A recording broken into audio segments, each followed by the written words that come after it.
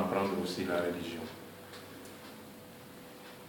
Le défi qui nous attend tous, en tant qu'humains, c'est le savoir. Vous n'êtes pas sans savoir que le prophète Mohammed sallallahu alayhi wa sallam, le premier verset qu'il a reçu comme ordre venant de Dieu, c'est Iqra. Iqra, lis. En langue arabe, le mot Iqra, ou le mot Kira'a, qui est la lecture, tire son origine du mot Al-Qur'u. Or, Al-Qur'u ici veut dire purification. Parce que c'est la lecture pour le savoir qui purifie l'esprit et l'âme de l'homme. Celui qui sait et celui qui ne sait pas ne sont pas pareils. Donc, Iqra bismi rabbik, lis au nom de ton Seigneur. La lecture, ou qui est aussi le discernement, lorsque cette lecture est faite avec le nom de Dieu, cela apaise l'âme de l'homme. Or, la religion est venue aussi pour apaiser l'âme de l'homme. C'est ainsi que vous avez eu cette volonté d'apprendre plus. C'est vrai, vous êtes étudiant, même pour être des enseignants, mais on ne finit pas d'apprendre. C'est pourquoi le prophète Mohammed sallallahu alayhi wa sallam dit que la quête du savoir est une obligation qui incombe à tout homme ou à toute femme, on dira, à tout musulman ou à toute musulmane. Parce que on ne peut pas connaître réellement les rites ou les actes cultuels de sa foi sans savoir. Or, l'islam est basé sur deux grands piliers, à savoir le dogme et les rites. Or, le dogme ne s'imite pas, mais le dogme s'apprend. On peut regarder quelqu'un en train de prier et l'imiter, mais dans le dogme, c'est l'esprit. Donc, il faut apprendre, il faut discerner. Donc, c'est pour ça que je tenais vraiment à vous encourager dans cette voie-là. Imam Ali ibn Abi Talib, qui est le premier disciple du prophète, qui est connu aussi pour être un grand savant, a dit un jour à son disciple Kumail, celui qui veut voir ce discours-là peut se référer à la voix de l'éloquence, qui est un livre qui a été traduit même aujourd'hui en français, et ce sont les sermons, les propos, les conseils de l'imam Ali ibn Abi Talib, la voix de l'éloquence. Il dit à son disciple, il dit qu'il y a trois catégories de personnes qui vivent dans ce monde. Alimun Rabbaniyun, un savant inspiré par Dieu, et un autre groupe, ce sont ceux qui doivent apprendre pour être sauvés, et le troisième groupe, ce sont des gens qui vont au gré des vents, c'est-à-dire des gens qui n'ont même pas l'envie d'apprendre, qui n'apprennent même pas, mais qui se laissent endoctriner, intoxiquer par les autres, parce qu'ils vont au gré des vents. Il dit encore que le savoir est préférable à la richesse, à l'argent, parce que c'est le savoir qui nous gouverne, qui nous protège, alors que nous protégeons notre avoir. Et le savoir est un encadreur qui encadre l'homme dans toute sa vie. C'est ainsi que chercher le savoir est devenu une obligation. Quand on parle aujourd'hui du développement de certains pays dans le monde, c'est parce que ces pays-là se sont investis à apprendre beaucoup de choses. Ils ont appris la science. Alors que même la science, le moteur de la science, c'est la foi. Le moteur de la science, c'est la foi. Si nous voulons que même la science que nous apprenons, que nous voulons mettre en pratique, puisse servir les autres, alors il faut être fidèle dans la transmission de cette science-là. C'est pour cette même raison que la religion est venue pour planifier la vie de l'homme. Et nous prions que le Seigneur miséricordieux fasse que tout ce que nous entreprenions ici nous réussisse. Maintenant, le conseil que je vais donner aussi, je me donne ce conseil et à vous-même, c'est que chacun de nous doit faire fi souvent de comportements malveillants des uns ou des autres. Parce qu'aujourd'hui, vous n'êtes pas sans savoir que l'islam est menacé, mais de l'intérieur. Moi, je le dis réellement, je le dis vraiment de fond de moi-même. Quand j'ai pris chaque fois la Surat al-Fatiha, quand on dit Ihdina Sirat al-Mustaqim, Sirat al-Lazina An'amta alayhim, Ghayril Maghdubi alayhim waladdallin, on demande au Seigneur de nous mettre dans la voie de l'équilibre, la voie droite, la voie de ceux qui ont reçu la science, ceux qui ont reçu la grâce de Dieu, et non sur la voie de ceux qui ont couru la colère de Dieu, et non ceux qui sont égarés.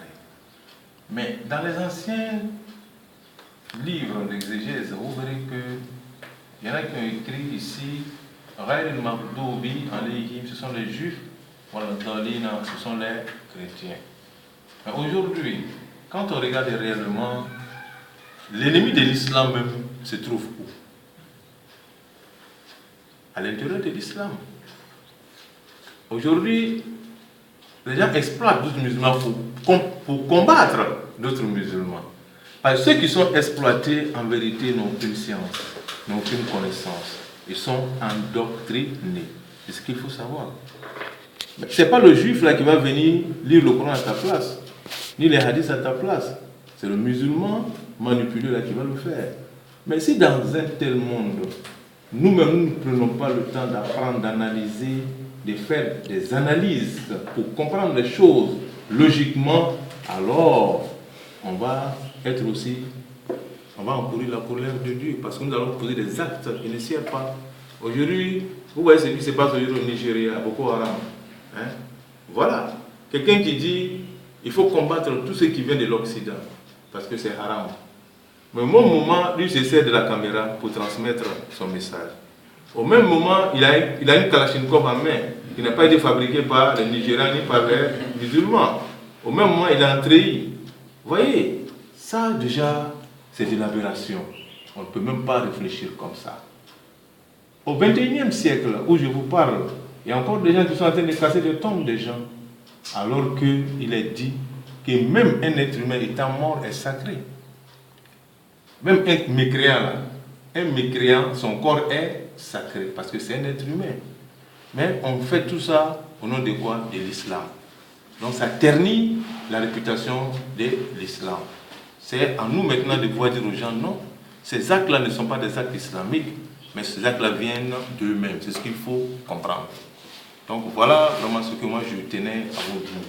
Si nous voulons réellement casser cette barrière-là, il faut apprendre toutes les écoles. Moi qui vous parle, moi j'enseigne la religion comparée, la Bible aux gens. Les gens sont étonnés comment un imam peut faire ça. C'est pour amener celui qui lit la Bible à comprendre le Coran. Parce que s'il ne comprend pas le Coran là, comment il peut savoir la véracité du Saint-Coran? Maintenant, le musulman qui dit que toutes les religions, il n'y a pas de religion, il n'y a qu'une seule religion, que toutes les religions convergent vers un seul point qui est l'islam. Mais s'il n'y a pas un élément d'analyse, mais comment il peut lui-même être convaincu? Il faut qu'il y ait au moins les autres livres là, venant des autres religions pour comprendre que l'islam est une réalité. Vous voyez? Donc c'est à ça que nous devons arriver. Aujourd'hui, les musulmans, quelles que soient nos tendances, d'ailleurs, les écoles juridiques. Les écoles juridiques.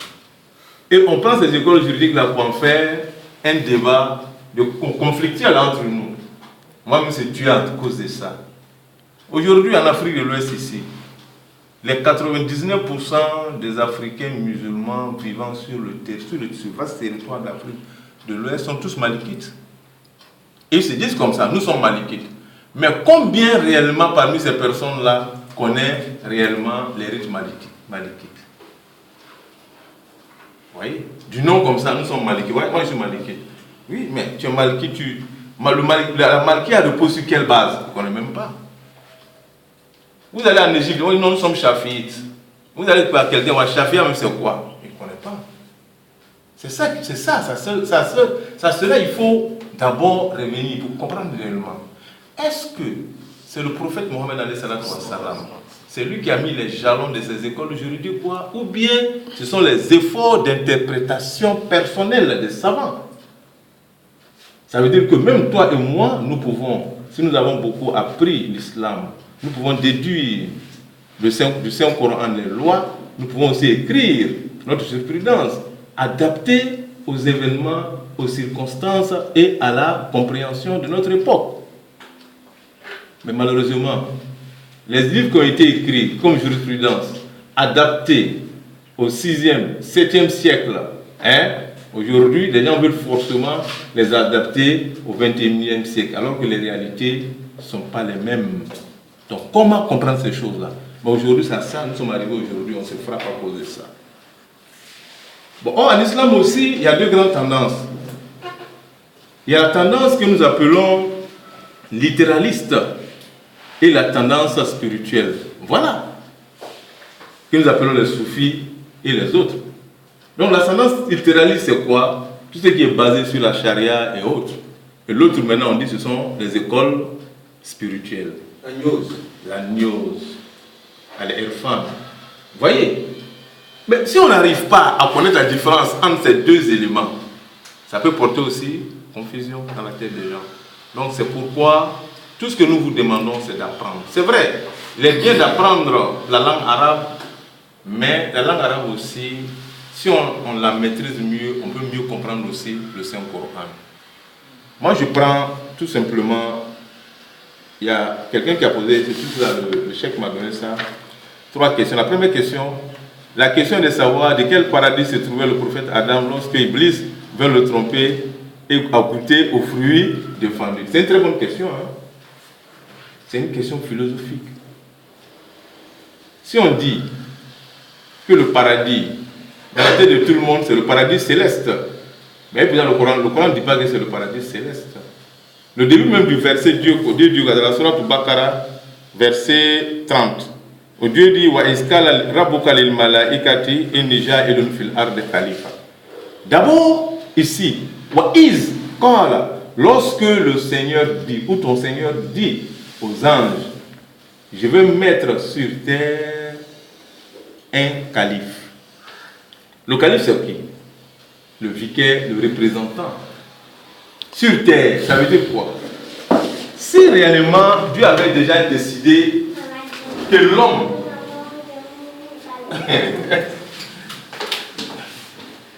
non, ça va. Si réellement Dieu, au départ, a décidé que c'est la terre qui va abriter l'homme, et l'être humain est tiré aussi de cette même poussière de la terre. Et s'il a dit ça aux anges, je vais mettre sur la terre, un représentant. Ça, c'était ce que nous appelons l'intention de Dieu. Mais cette intention, il l'a divulguée, il l'a manifestée à qui? Aux anges.